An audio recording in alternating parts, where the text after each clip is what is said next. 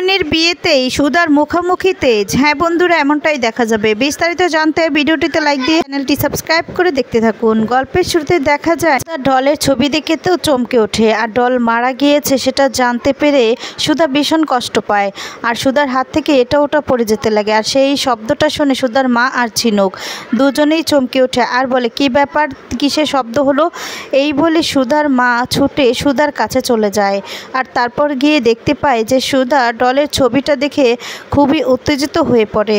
আর তখন সুধা তখন বলে যে মা, ডল। আর তখন ঝিনুকও আসে। ঝিনুক তখন মনে মনে বলে, আমি খুব ভালো করেই জানি দিদি, এটা তুই ছাড়া অন্য কেউ হতেই পারিস না, তাই তোর উপর আমি ঠিক নজরটা রাখবো। তোর উপর থেকে আমার নজরটা কিছুতেই যাবে না, তোর উপর আমি ঠিক নজরটাই রাখবো, তোর উপর থেকে আমার নজর কিছুতেই সরবে না, কিছুতেই না। এদিকে দেখা যাবে সুধা তার মাকে জিজ্ঞেস করে যে ডলের কি হয়েছে। আর তখন সুধার মা বলে, জানি না কি হয়েছে।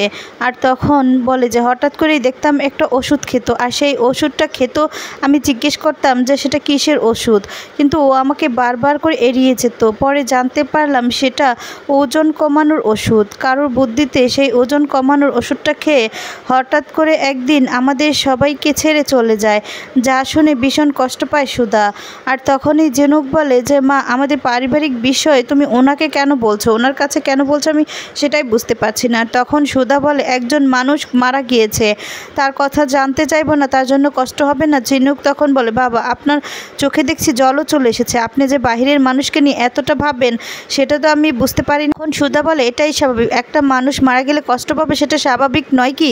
সেটা বাহিরের হোক আর ঘরের হোক। সুধা তখন ঝিনুকের প্রশ্নর কথা এড়িয়ে ঘরে চলে আসে। এসে তখন বসে বসে ভাবতে থাকে যে ডল আমাদের মাঝখান থেকে চলে গেছে, এটা আমি কিছুতেই মেনে নিতে পারছি না।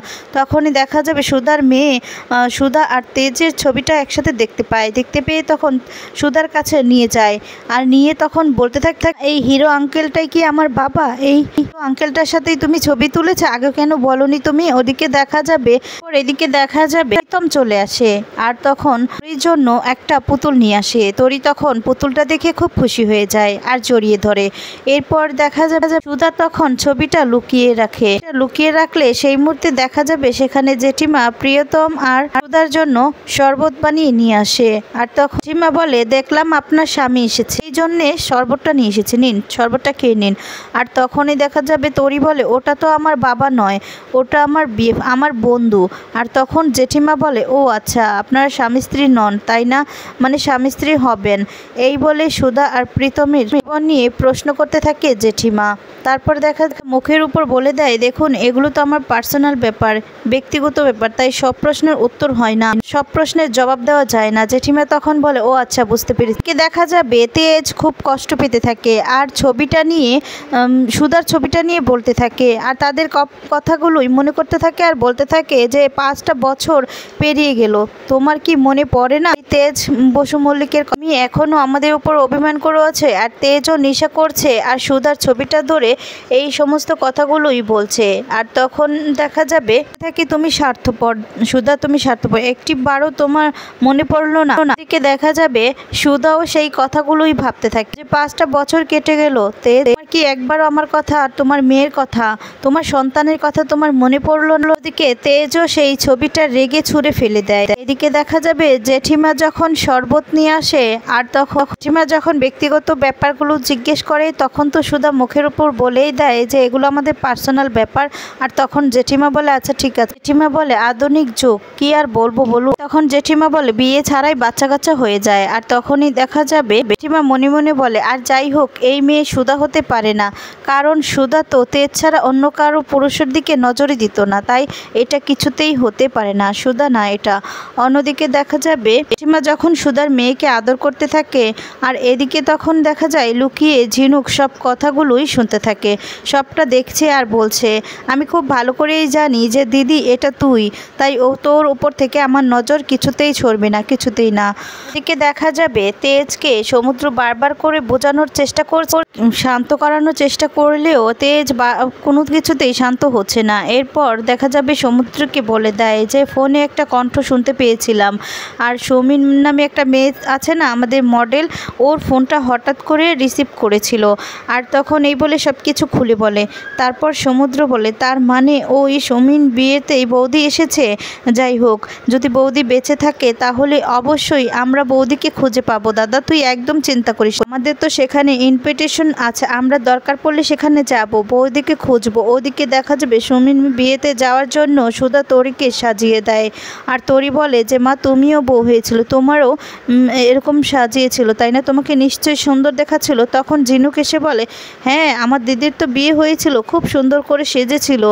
এই বলে সুধাকে নানান ধরনের প্রশ্ন করতে থাকে। আর তখনই প্রীতম সুধাকে এসে সেই প্রশ্নের মুখোমুখি হওয়া থেকে বাঁচিয়ে দেয়, ছুটে আসে। আর তখন বলতে থাকে এই যে সুধা, আমাদের দেরি হয়ে যাচ্ছে, শুনুন। তখন সুধা বলে হ্যাঁ হ্যাঁ আমাদের দেরি হয়ে যাচ্ছে, ঠিক বলেছেন। এদিকে ঝিনুক বলে সত্যি আমার দিদির সঙ্গে আপনার কত মিল আছে। সুধা বলে মিল থাকতেই পারে, এটাই তো স্বাভাবিক তাই না, পৃথিবীতে এক চেহারার একজন মানুষ তো হতে পারে না তাই না, এক চেহারার অনেকগুলো মানুষ হতে পারে। আর তখনই ঝিনুক বলে যে হ্যাঁ তা যা বলেছেন, যেন আয়নার সামনে মুখ দৌড়া, সেম এরকম। এরপর দেখা যাবে প্রীতম বলতে তাদেরকে এক্ষুনি বের হতে হবে, চলুন। আর তখন সুধা বলে যে ঠিক বলেছেন, আমাদের তো দেরি হয়ে যাচ্ছে, বের হতে হবে। আর তখন এদিকে দেখা যাবে ঝিনুক নানানভাবে নানান কিছু বলতে লাগলে কথা এড়ানোর জন্য সুধা বলে যে চলো তরি, আমাদেরকে বের হতে হবে। এই বলে তরিকে নিয়ে সেখান থেকে বেরিয়ে যেতে লাগে। এদিকে প্রীতম তখন পরিচয় হয় ঝিনুকের সাথে, তারপর ওরা সেখান থেকে বেরিয়ে যায়। আর তারপর দেখা যাবে বেরিয়ে গেলে এদিকে তখন ঝিনুক বলতে থাকে দিদি আমি জানি তুই আমার দিদি, তাই আমি তোকে যেভাবেই হোক তোর সত্যিটা বের করেই ছাড়বো। এই বলবো কষ্ট পেতে থাকে। তারপর এদিকে দেখা যাবে ওরা তো বিয়ে বাড়িতে চলে এসেছে, ঝিনুকও তাদের পিছন পিছন আসবে। ঝিনুক এদিকে ভাবতে থাকে তুই যা তা বলিস না কেন দিদি, এটা যে তুই সেটা আমি খুব ভালো করেই জানি, আর তোর সত্যিটা আমি সবার সামনে এনেই ছাড়বো। এই বলে সেখানে ঝিনুকও চলে আসে। কি ঝিনুক তখন মনে মনে ভাবতে থাকে মা যে তোর পরিচয়টা কেন লুকিয়ে রেখেছে সেটাও আমাকে জানতে হবে। এদিকে সৌমিনের বিয়েতে এসে বলতে থাকে কি ব্যাপার, সকালের জলখাবারে তোমরা এই বিস্কিটটা দিয়েছো কেন, এটা তো মুম্বাই নয় তাই না, তো কলকাতা, তাই তেজ বসু মল্লিকের এখানে সেই বিস্কুটটা চলবে সেই কোম্পানির। আর তখন সেখানে সেটা শুনতে পেয়ে ঝিনুক তখন বলে ও আচ্ছা, আপনি তেজ বসু মল্লিকের বিস্কুটকেও চিনেন আর তাকেও চিনেন, আর সেখানে যে বড় একটা সুধার ছবি লাগানো আছে প্রতিটা প্যাকেটে, সেটা নিশ্চয়ই দেখেছেন। আর তখন সুধা বলে হ্যাঁ দেখবো না কেন, অবশ্যই দেখেছি, অনেকটা আমার মতো। তখন বলে অনেকটা আপনার মতো নয়, দেখতে আপনার মতোই। আর তখন সুধা বলে আচ্ছা আপনি এখানে কি করছেন। তখন ঝিনুক বলে আপনি হয়তো জানেন না, সৌমি আমার পুরনো বন্ধু, আর ওর সঙ্গে আমি অনেক কাজ করেছি, সেই সুবাদে এখানে আমি এসেছি। তবে আপনি এটা জানেন কি যে এখানে তেজ বসু মল্লিকও আসতে পারে, আর তার বিস্কিট তো এখানে চলে। আর তখন বলে যে ওনাদের সাথে সাথে তো ওনার মডেল হিসেবে সুমিত কাজ করে থাকে। আর তখন দেখা যাবে সুধা মনে মনে বলতে থাকে তাহলে নিশ্চয়ই এখানে তেজ আসবে, তেজ কোনোভাবে এখানে চলে আসবে না তো। আর তখন বলে না না, তেজ যদি এখানে আসে তাহলে তো তেজের মুখোমুখি আমি হয়ে যাব, তাই আমি তেজের মুখোমুখি কিছুতেই হতে চাই না, কিছুতেই না, তেজ যেন আমাকে দেখতে না পায় সেভাবেই আমাকে থাকতে হবে। ওদিকে দেখা যাবে তেজও চলে আসে, তেজ আর সমুদ্র। আর তখন সমুদ্র বলে দাদা তুই ছটপট করিস না, বৌদিভাই যদি এখানে থাকে তাহলে অবশ্যই আমরা খুঁজে পাবো। আর তখন তেজ বলে আজকে সুধাকে আমি এখান থেকে নিয়েই বাড়ি ফিরবো।